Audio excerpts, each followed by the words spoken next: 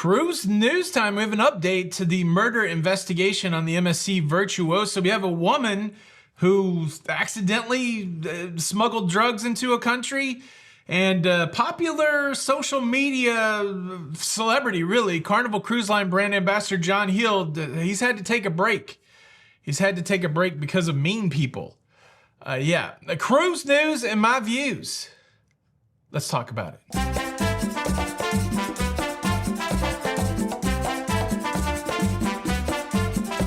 Hey, what's up, everybody? Welcome to La Lido Loca. I am your host, Tony, here to talk you through everything going on in cruising. It's cruise news and views for your face on a Wednesday the 7th of May, 2025. And well, a couple days ago, I told you about a cruiser, 60-year-old man that was in an altercation on a short 2-day booze cruise out of Southampton on the MSC Virtuosa, who ended up dead. And there was another passenger, a 57-year-old, that was arrested under suspicion of murder. And we've got more information now. The information that we have that's new is apparently the person that passed away was a part of a stag do, which I think that is the UK parlance for bachelor party, stag party, bachelor party. And there's still not a lot of information as to what the altercation was, but apparently it happened on deck 15 at around 8:30. Passengers on board reporting calls for help, calls for an emergency, and then shortly after, that whole area being draped off kind of in a sheet or in a curtain, trying to keep prying eyes away from, you know, the sad situation. And then the following morning, a story of an ambulance waiting at the bottom of a gangway. All of that stuff. But there was a gentleman from West Sussex that was arrested. I don't think any of these names have been released yet. He was held for questioning, but he has been granted bail. He was granted bail, which was paid, and so he's no longer in the custody of the authorities. Seems like there's still a lot of questions swirling here. The investigation continues. More people are being questioned. And, you know, hopefully we'll get a clearer picture as time goes on. Certainly a tragic story, and my heart goes out to the friends and family of the victim in this story. I tell you who's really upset about this story, the cruise community racist. Do you know we have a big, I don't know if it's big, but a pretty decent amount of cruise community racist. I posted that story about the terminal fight in Galveston a few days ago. And man, every hour I would have to come in and delete racist comments, like vile, horrible racist comments. So if you're out there thinking that everything's hunky-dory when it comes to racism in the broader society, the fact that there's so much racism in the cruising community suggests something different. And I tell you what, if you made a comment and somehow it's not in the list anymore, please do better. Please do better. Okay, cruise news story number 2. Interesting story about a 60-year-old woman who was on Royal Caribbean's Liberty of the Seas that was visiting Bermuda. This is wild, actually. She got off of the cruise ship in Bermuda and found a customs official and said, hey, let me ask you a question. Is marijuana illegal in Bermuda? And the guy said, yeah, it's very illegal in Bermuda. We got a drug problem here. It's illegal in Bermuda. And she goes, okay, well, I've got some weed with me. Should I just take it back to the cruise ship? That's an interesting confession. They detained her.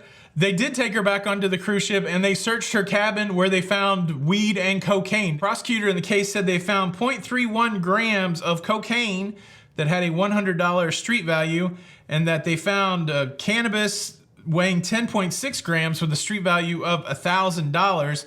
Her defense lawyer said, look, Williams has a medical condition, and these drugs, which cocaine's illegal all the way in every state, but these drugs were for her own benefit. Well, she got slapped with trying to import this stuff. So far, she was fined $2,500.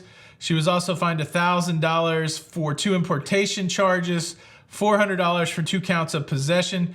She was also fined $100 for the possession of drug equipment. And her major point of defense is, I didn't know it was illegal. Gosh, I'm pretty sure at every cruise terminal that I've been to, there are big signs saying that you cannot take marijuana on the cruise ship. And of course, it's in all the documentation in the do's and don'ts of cruising. And then everybody is talking about it. And regardless of the legality in your state, it's still not acceptable on cruise ships. I'm just going to keep saying it because I don't want to see anybody else get in this situation. And I think this is a case that really illustrates why. Because even if it is illegal in your state, and even if cruise lines do allow it, you may end up in a country that really doesn't allow it. Countries that have really bad drug problems. I'm just flabbergasted. You know, the defense attorney saying obviously she meant no harm. That's why she inquired and, you know, self-confessed that she had this stuff. But holy moly, you know, she could have avoided, I mean, that's a lot of money that she's paying, plus all this hassle. She could have avoided all that by just doing a little research and saying, hey, I'm not supposed to take these drugs on a cruise ship, and maybe I shouldn't go on a cruise if I can't live without these drugs. But no, risk it for the biscuit, and now she's got to pay the piper. That's crazy. It's crazy. It's an interesting conversation.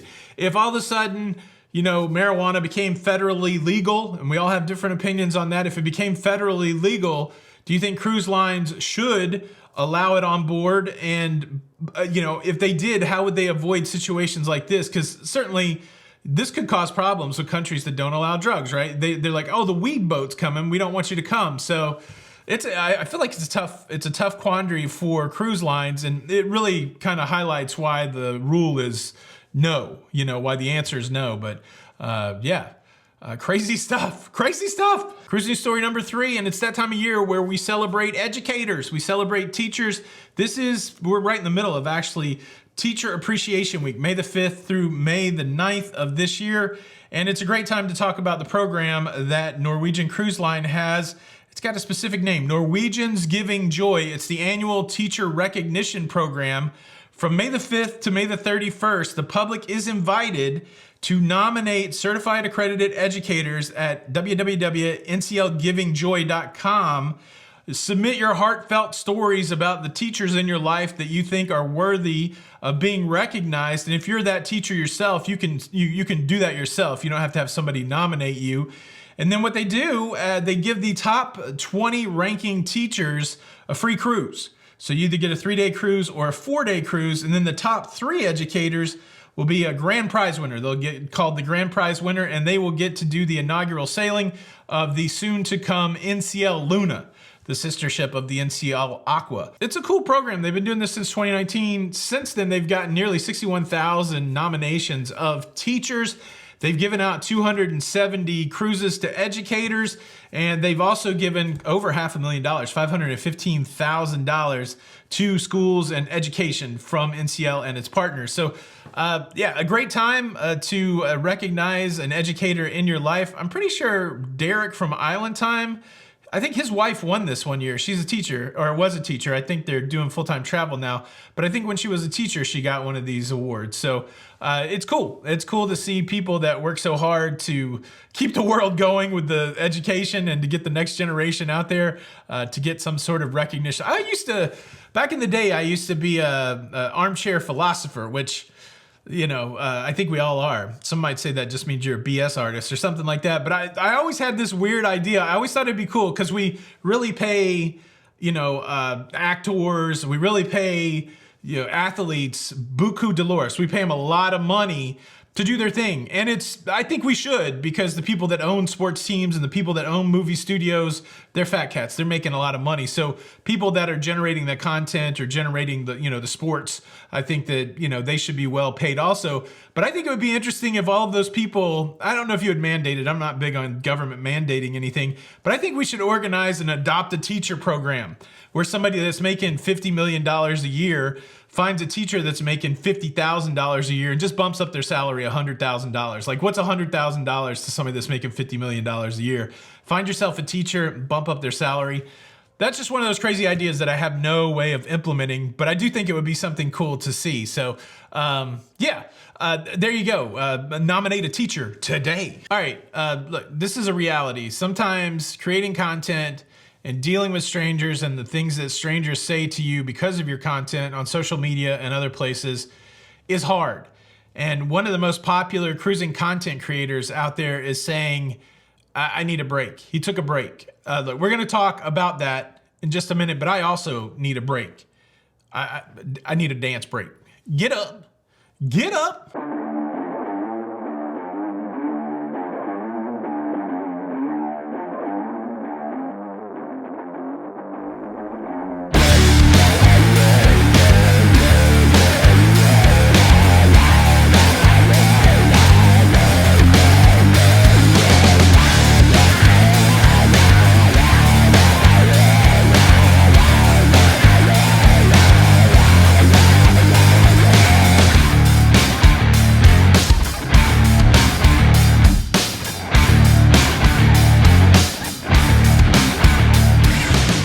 Let's talk about cyberbullying. I guess that's the easiest descriptor that you can use.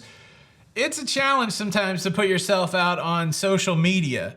And the argument is always, if you put yourself out on social media, you should be willing to take what you get, which is, it's a weird position, right? And fortunately, there's tools in place where you can reduce bullying. You can use keywords, or you can have somebody look through your comments and kind of scrub out, the horrible things that people say. I thought at one point it would be cool to save all these negative comments about myself, but honestly, I gave up on that a long time ago and kind of came to this attitude that, if you're not here to be a positive part of the conversation, if you're just going to lash out and say, mean things to me that aren't really rooted in what we're talking about, then I make sure I never have to see you again. And it's unfortunate because I would love to hear everybody's voice, but some stuff is just overtly horrible. And look, there's 280,000 of us here. Almost hit that subscribe button. I think we're gonna hit it today. 280,000 of us. Well, there's a big name in cruising social media that works for Carnival Cruise Line. And Carnival Cruise Line, one of the largest cruise companies in the world. So it makes sense. 600,000 followers on the John Heald Facebook page. And wow, I'd never seen it. I've seen this guy put up with a lot of crap, but the other day he had to take a break. And just for context, the way his process works over there is he gets online for hours on end, him and his colleague Jacinta, and they just answer all these questions that you throw at him, and he deals with all of the stuff that people throw at him. And I think he probably does it like 8 to 10 hours a day. It does seem like when I wake up, it's already daytime in the UK, and I see that the guy's in process or whatever. So I think he works a lot of hours at this. Well, he knocked off early the other day with this quote. He said, "Hello, everyone. I have to close the page a little early today. I'm not going to pretend that I have something to do, but I've answered hundreds of questions today, and some of them have been extremely aggressive to me and full of name calling, and I just need to clear my head." And it really made me feel for John Heald, because I've had days like that. Like you can't believe the stuff that people will say anonymously because they can just type it out on a computer. It's almost like everybody can spill out their own internal monologue because there's no accountability for it. And I don't think there can be any accountability for it. I think that's one of the foibles of this ability to be connected. There's so many positive benefits of the interconnectedness that's been brought to the world by technology, by the internet, that kind of thing. But it's also opened up all these pockets of where, bullies who would never say anything to your face can come out and say anything to you online. I don't even know why I don't really, there's no solution to it in my mind. Again, as somebody that has to deal with it, all you can do is put protections in place so that it took a while to disassociate with it. And the psychology of it is super weird because percentage-wise, 99.9% of every comment that I get is not a horrible comment. But it's weird how just the one negative thing will stick in your mind. And maybe that's just the way we are as human beings. And again, that's why these processes are good, where maybe you don't ever have to see the negative. I've heard people say, hey, I don't even read my comments at all. That's one way I avoid it. But I do like the community aspect of it. I like when somebody comes back with something funny, or I like when somebody has something interesting to say that moves the conversation forward.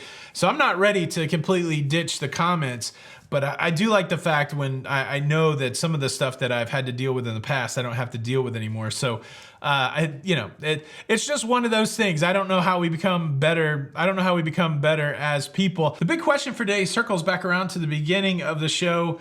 This one's interesting. Do you think that marijuana should be allowed on cruise ships? I'll leave a few options in the first pinned comment. I would love for you to participate in the show. Make sure you check out this video next. You haven't seen it, so this one's important. Subscribe for more. This is Tony for La Lita Look. Until the next time, We'll see you on the Lido. Bye.